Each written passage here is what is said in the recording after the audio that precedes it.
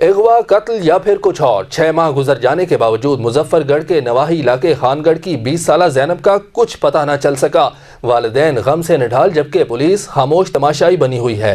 تفصیلات یوسف بلال سے۔ مظفر گڑھ کے نواحی علاقے خان گڑھ سے تعلق رکھنے والی 20 سالہ زینب کی 2 سال قبل ملتان کے علاقے میتلا ٹاؤن میں شادی ہوئی تھی۔ زینب کے سسرال والے زینب پر بہت تشدد کرتے تھے۔ تقریباً 6 ماہ قبل زینب گھر سے اچانک غائب ہو گئی۔ زینب کے سسرالیوں کا کہنا ہے کہ زینب اپنے میکے چلی گئی تھی، لیکن زینب کے والدین کا کہنا تھا کہ وہ ہمارے گھر پہنچی ہی نہیں۔ زینب کے سسرالیوں نے 2 افراد پر جھوٹا مقدمہ درج کرا کے ان سے صلح بھی کرا لی ہے۔ زینب کے والدین اپنی بیٹی کی گمشدگی پر غم سے نڈھال ہیں، جبکہ ان کا کہنا ہے کہ ان کی بیٹی کو اس کے سسرال والوں نے غائب کر دیا ہے یا پھر قتل کر دیا گیا ہے۔ زینب کے والدین نے ملتان کے نوائی تھانے میں مقدمہ بھی درج کرا دیا ہے، لیکن پولیس اپنی روایتی بے حسی پر ڈٹی ہوئی ہے۔ زینب کے والدین نے پریس کانفرنس کرتے ہوئے وزیر اعلیٰ پنجاب سردار عثمان بزدار اور چیف جسٹس آف پاکستان سے اپیل کی ہے کہ ان کی بیٹی کو جلد سے جلد بازیاب کروایا جائے۔